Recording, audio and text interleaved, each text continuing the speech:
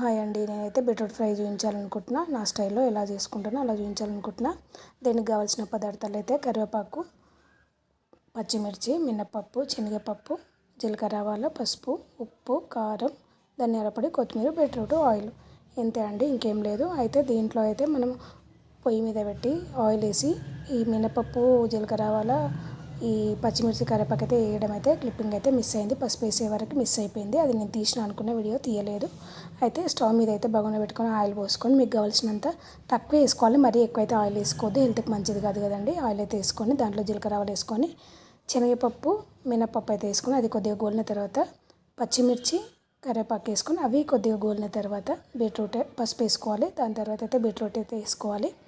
Beetroot వేసుకొని కలుపుకోవాలి. మంచిగా కలుపుకొని అయితే కొద్దిగా అయితే దీనికైతే సాల్ట్ వేసుకోవాలి. సాల్ట్ వేసుకుంటే ఏంటంటే సాల్ట్కు మగ్గిపోతుంది, బీట్రూట్ అయితే మగ్గుతుంది. సాల్ట్ వేసుకొని అయితే కొద్దిగా మూత పెట్టేసుకోవాలి.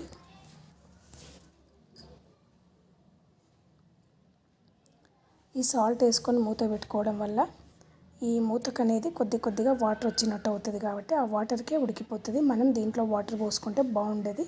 అందుకని ఆ వాటర్ ఆయిల్ తోటే ఉడకబెట్టుకోవాలి. చాలా బాగుంటుంది. చూడండి ఎంత వాటర్ వచ్చింది, మీకు కడాయిలో కనిపిస్తుంది కదా, అలా వస్తుంది అన్నమాట. మూత కూడా గ్యాప్ పెట్టొద్దు, ఫుల్గా పెట్టుకోవాలి. అయితే అప్పుడప్పుడు ఇలా కలుపుతూ ఉండాలి, కలపకపోతే అడుగడుతుంది. అయితే మంట కూడా సిమ్లో పెట్టుకోవాలండి. పోపు వేయగానే ఈ బీట్రూట్ వేసేటప్పుడు బీట్రూట్ వేసి ఉప్పు వేస్తాం కదా, అప్పుడైతే మంట అయితే చిన్నగా పెట్టుకోవాలి, లేదంటే మాడిపోతుంది. ఇలా కలుపుకున్న తర్వాత ఉప్పు అయితే వేసి మగ్గిన తర్వాత ఇట్లా కారం అయితే వేసుకోవాలి. నేనైతే 3 స్పూన్స్ అయితే వేసుకున్నా. మీకు కావాల్సినంత మీరు తినేంత మీరైతే వేసుకోండి.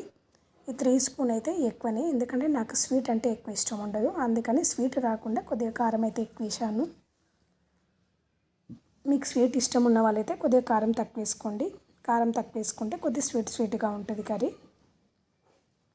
ఇంకా ఇలా కలుపుతూ మూత పెడుతూ ఉండాలి. మూత పెడితే ఏంటంటే ఆ మూతకు వచ్చే వాటర్తోనే మగ్గిపోతుంటుంది. చూడండి మగ్గి ఎంత దగ్గరికి అయింది.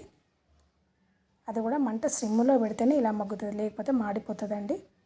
ఇంకా అంతే అండి, చాలా బాగుంటుంది. అన్నానికైనా చపాతీకైనా చాలా బాగుంటుందండి. ఇంకా దీంట్లో అయితే ధనియాల పొడి అయితే వేసుకుంటే, ధనియాల పొడి, కొత్తిమీర అయితే వేసుకుంటే ఫినిష్ అయిపోయినట్టే.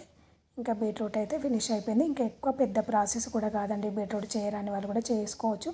బ్యాచిలర్ కూడా తినాలనుకునే వాళ్ళైతే చేసుకోవచ్చు. చాలా బాగుంటుంది. చపాతీకి అయితే సూపర్ కాంబినేషన్ అండి, చాలా బాగుంటుంది బీట్రూట్. అన్నానికి కూడా బాగుంటుంది, కానీ అన్నం కంటే ఎక్కువ చపాతీకి బాగుంటుంది. అన్నంలో కూడా ఇష్టపడి తినేవాళ్ళు చాలామంది ఉంటారు. చాలా బాగుంటుంది. తినని వాళ్ళైతే ఇలా చేసుకోండి. వాటర్ అయితే బీట్రూట్లో ఎట్లాంటి పరిస్థితుల్లో పోయొద్దు, పోసి తినలేమండి. ఇలా చేసుకుంటే చాలా బాగుంటుంది, చాలా టేస్ట్ ఉంటుంది. ఇది చేసుకొని బీట్రూట్ కర్రీ చేసుకొని తిని ఎలా ఉందో తిన్న వాళ్ళైతే కామెంట్ చేయండి. మీ ఒక్క కామెంట్ చేయడం వల్ల మాకెంతో సంతోషం అనిపిస్తుంది. ఎందుకంటే బాగుందో ఎలా ఉందో మాకు చాలా బాగా అనిపిస్తుంది.